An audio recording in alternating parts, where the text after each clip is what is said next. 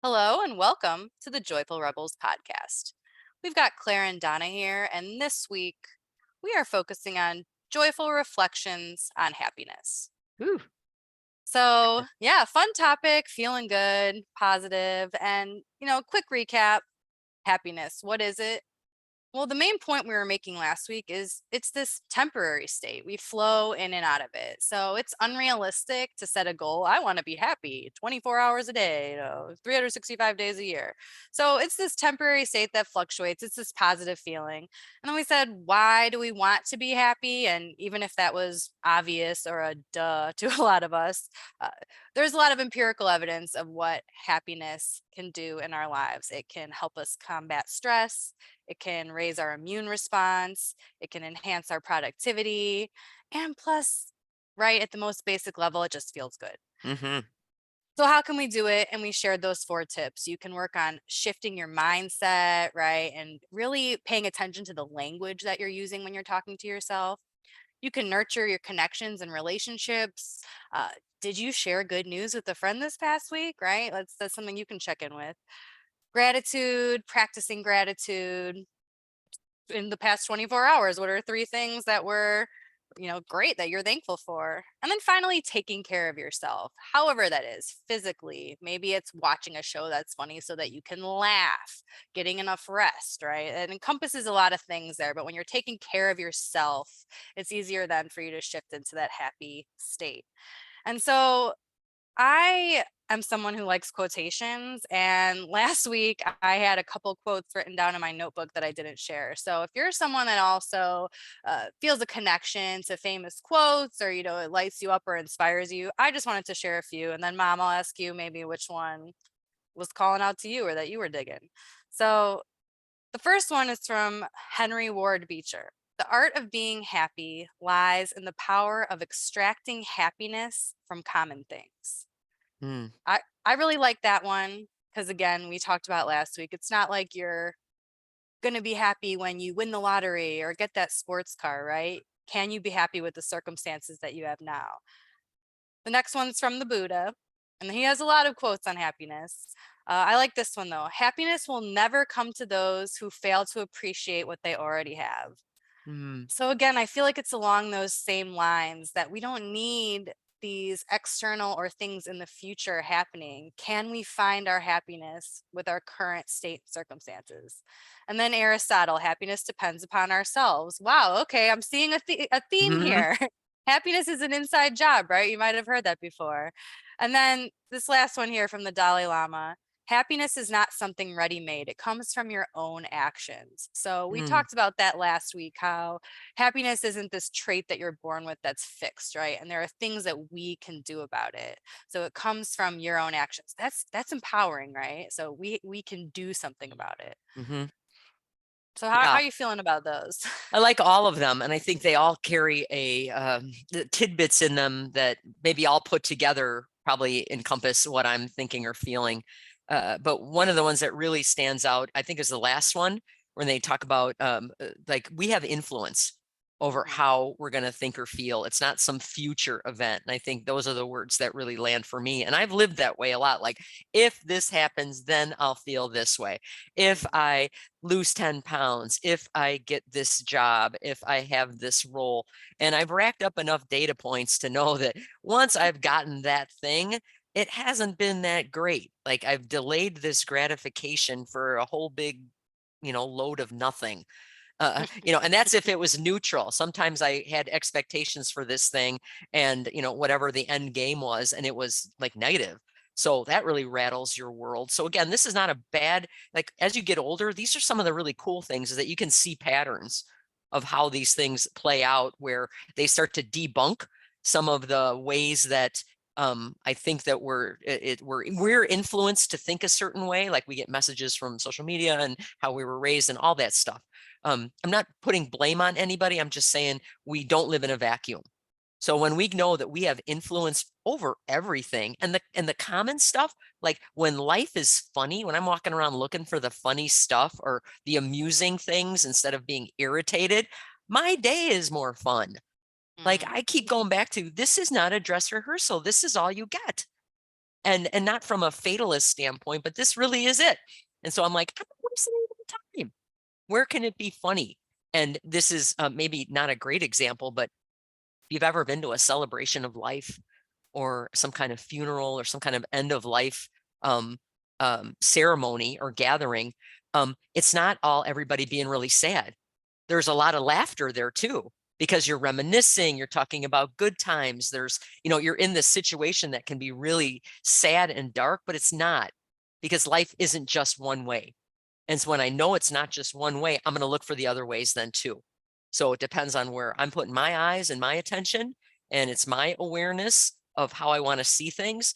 And I love exercising my influence in a way that shifts and change things in subtle ways and in big ways. But either way, I'm in the driver's seat for a bunch of it.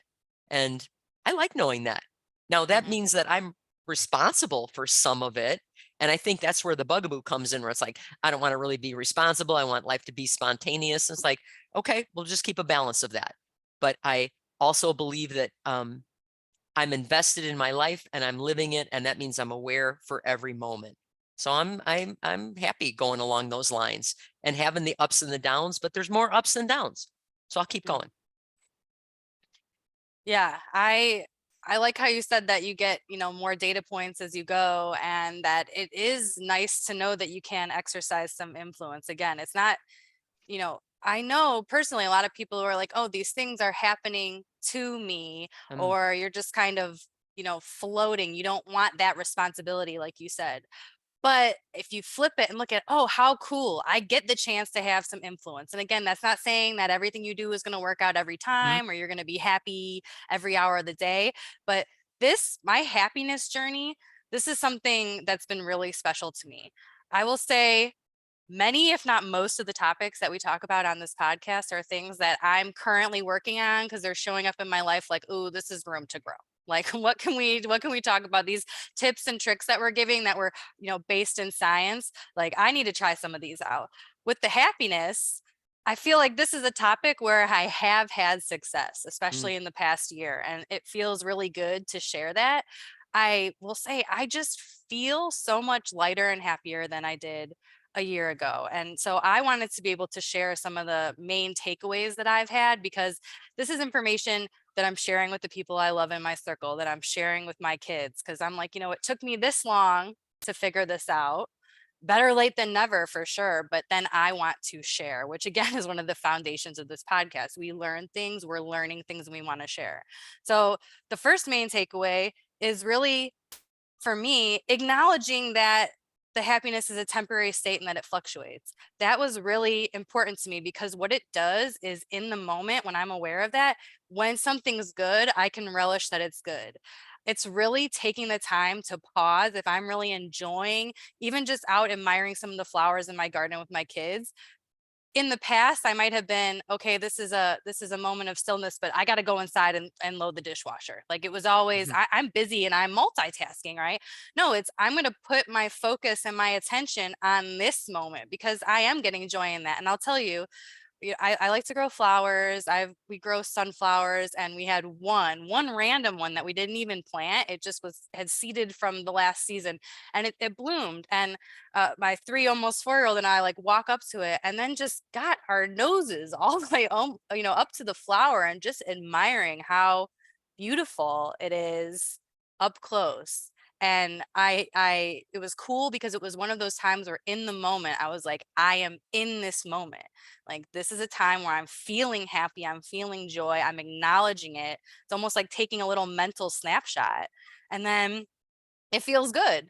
And I can hold on to that and remember that then when I'm not in a happy state. And so it works the other way too. When things are really feeling down, I'll know, okay, what is it, that Maya Angelou quote, that the storm will run out of rain. Like mm, if things are feeling not great, just knowing that that too will change. So that was mhm, my first main takeaway on my happiness journey. I've got three, so I'm going. Number two, um, it really is this inside job.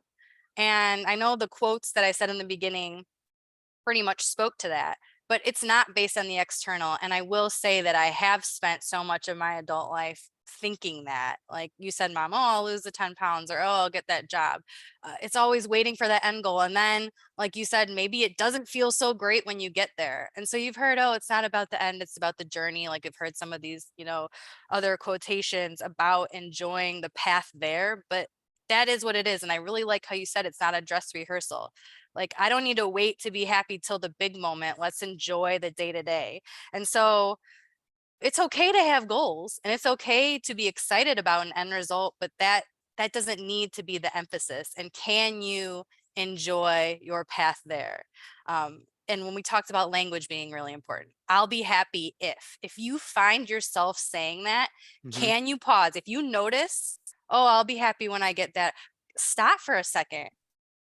I'm happy now because, Mm. just finish that sentence. That quick shift intentionally with your language will shift your mindset. And doing little tips like that, just tiny little exercises like that throughout my day, has compounded throughout the year, where I will just say, overall, I am a happier person. And I do think it is because of little tips like that. And number three, the last main takeaway for me on my personal happiness journey is, and it's similar to number two, but you don't need your circumstances to change to be happy.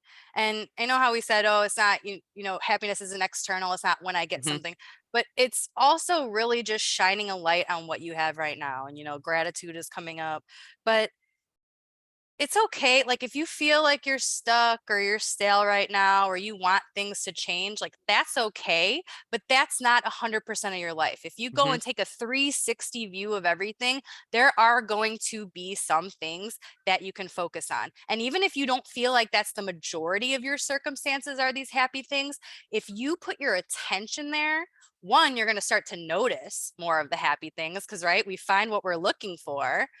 But two, you're shifting your mindset in that moment. So you're going to feel better, even if it's temporary. And if we can shift into that happier mindset more often, then the average of how you feel is going to be higher.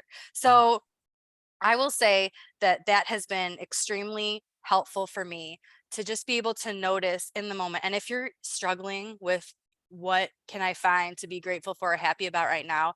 Like, at the most basic, you're alive, right? We're getting this chance to Yeah. do things. There are things that we don't even know yet, right? Like, some of the coolest, most exciting things that we're ever going to do haven't even happened yet. So Yeah. even just that curiosity and excitement about what's to come, that's something to be excited for. You're alive and you're breathing. You can go wherever you're at. Well, if it might be cold by you, but when flowers start to bloom, or go to a flower section of a store, go get your nose up to a flower. Maybe not if you're super allergic, but just the awe that you will feel, that it's almost this immediate shift in how you're feeling. It feels good. So Mm. maybe that wasn't the most poetic way to say it, but these are things that I have done. And I just, if I could tell the person a year ago, who was the Claire a year ago was brave enough to be like, I am going to try some things. I want to feel better, right? It does take a bit of bravery to want to try something new, because you don't know exactly how it's going to turn out. And the consistency of the Claire along the way. Like, I am so grateful for all those versions of myself, because now I'm where I'm at now, and I'm not perfect and I'm not happy all the time. But again, just feeling so much better than I used to, and then able to share these tips that really do work with anyone who will listen. Mm-hmm. So those are Yeah. my main takeaways on my little happiness journey. Well, I just want to take a moment and let that all land, because that's big stuff. And through the little moments, it has created what sure sounds like a big shift, Claire. And that is like so cool to know that you as a human feel that way. As your mom, that's even cooler on a different note. But what I heard from all of that is that at every turn, I wrote down, I take notes when you're talking. I know you do that when I do too, because there's parts that jump out, and it sounds like you interrupted the autopilot. Would Mm, that be fair? yeah. Because like we all have it, right? We have habits that feel comfortable, and because they feel comfortable, we think they're true and right. I don't agree with that. I believe for me, and maybe for you too, the autopilot are just habits that we've done over and over again. So they feel this really familiar, kind of comfortable um, uh, uh, they feel they don't feel threatening. Like, they don't get your attention, which means that they lurk. And there's that word again, like they just kind of hang out there. Every time I can disrupt the autopilot, I feel like I can stay in the moment, and then I have a choice. But I don't have a choice if I'm on autopilot. I'm just doing the things that I do because I've done them and they feel comfortable and I have a rhythm. Like there's just a lot of things that go into that. And I do think that we're hardwired for comfort as well. So there's this need for that, but I'm not going to let that overrun everything. Like again, things are in balance. There's enough comfort. There's enough. I don't want to be on autopilot. And what I heard you say, Claire, was that you made a conscious effort to not be on autopilot, to look at the small moments. That I thought it was very poetic. I can picture you and Jack looking at the sunflower and all the, when you see things digitally and you put a filter on it and how it changes things, that does not compare to real life. In real life, in the moment when you can pause and go, wow, it's almost like time stands still. And you do get that mental little snapshot that you can go back to. So it's like you get the benefits now and later. So all of that feels really good and encouraging. I hope that you, Claire, continue to do that. It sounds like that's starting to be in your DNA. And if you're listening, that is where it can be, and to keep going, because this is part of I call it a game, but I think that's just life, is Mm, staying plugged in. And so interrupting the autopilot. Now, I had a situation for me too that kind of expands on that. That one of the ways to be happy was, when we talked about, hey, call a friend and share some good news. And I can't, if I'm being really honest, I don't always do that. Sometimes I'll call and be like, I can't believe this happened. And there can be this rabbit hole of, kind of doing that. Can you believe that? And that can be sometimes not very positive. So it's almost like venting, which has its place, but it doesn't have to be all the time. So I thought I'd interrupt the comfortable loop. And I just started out with, hey, I've got something great. I just wanted to share it with you. And, again, I've got awesome friends, and this friend went, okay, listen to it. And then it spurred her on to share something that was really awesome with her. And we just started out the conversation, and the bulk of the conversation stayed in that layer. Now, we talked about some other things too. So it wasn't this false, like, hey, we're turning into a greeting card. But we spent more time in that heart space than we did in the other stuff. And I thought that was interesting. So it shifted the amount of time, because it's not all or nothing, but there was more time spent in the feel good. And then I had a couple epiphanies. One of them was, I wondered if by me sharing something ahead of time, that it almost gave my friend permission to then share something back. And I do believe that we've gotten some messages. I know I have, like, don't be braggy, be humble, be quiet, which can also be interpreted as be smaller. mm, And mm, sharing good news can feel like boastful. It's not at all. That's a distortion of what good news can be, but that's a message that I've received. Like as a young girl, a young woman in business, it was like, just be quieter. And it's like, and nowadays I was like, no, no, no, you're gonna say what you mean what you say. And that took a lot of rewiring, but it comes up every now and again. So I thought permission was interesting, that if we can be the initiators for some positive, really some feel good things that help both parties feel good, that's not boastful, that's helpful. And that mm. interrupts my autopilot, because let's remember, our brains are hardwired for a negativity bias. So it's really easy for us to go to the negative things. It's just easier. Because we're looking, again, before in historical times, we were looking at it for safety reasons, but it also shows up in times where there's no safety issue, even if it's psychological safety. So it's just finding out where it is, which takes me full circle into the happiness isn't going to be 100%. So we're dealing in percentages. And if I can skew the percentages higher, where I feel like I'm organically in this space by a couple of actions that I can take, and a mindset shift, and a way to start conversations in a way that start us in an elevated way, then I'm going to do it, because I do not want to be on autopilot. I've been on it before. I don't like how it feels. It's a slippery slope to being even more stuck. And so I'm at the precipice. I feel like I'm on the edge of the pool. I'm on the edge of the pool, diving in, where you're like anticipating, like you're just athletic ready. You can move in any direction. I like that spot, because then I can pivot and go in lots of different places, but they're choices, and my choices are clear cut, because I want them to feel lighter and happier and more organic and joyful. Those are choices, but it can be done because Claire just watched you do it for the last year. So as a community, let's help each other. Do that for your friends. It's not so much like calling them out. I don't know if I like that language, but help raise the awareness so that the conversations are elevated. So we bring out the best in each other. And then that means that we've got this element of raising the percentage of being happier. Does that make any sense? Yeah, I think that I wrote down disrupt the autopilot and definitely feel that one like through to my core because you're completely right. Habits feel familiar, and by disrupting it, then we get that choice. We talked about that empowerment that we feel by knowing we can exert some influence over our happiness. So that goes with basically every habit that we talk about that we can build and grow in Joyful Rebels. And to end on the note that you were talking about, I agree with the messaging that I think particularly women get of, don't be boastful and staying small, but it's not boastful. It's helpful to be able to share the positives. I love that you Hmm. said that. So I want to echo it. So on that note, look out on our social media, Instagram and Facebook, the Joyful Rebels. We'll be sharing a post where we are I don't want to say, I was just about to say calling you out, but in a good way. Share something good. Yeah. Let's get something going. If you had a win, which I know you did, small or big this past week, share it with us because we want to hear it. We enjoy it. Then it also turns around and gives permission to those in your circle to also share. And so we can just continually start to build up that positivity. And last but not least, if you haven't had a chance yet, check out thejoyfulrebels.com because all of our resources are now housed in one spot, from podcast to blog to YouTube videos to our programs. And as always, thank you so much for listening in today. We love connecting with you. Hmm. Until next time, Rebels.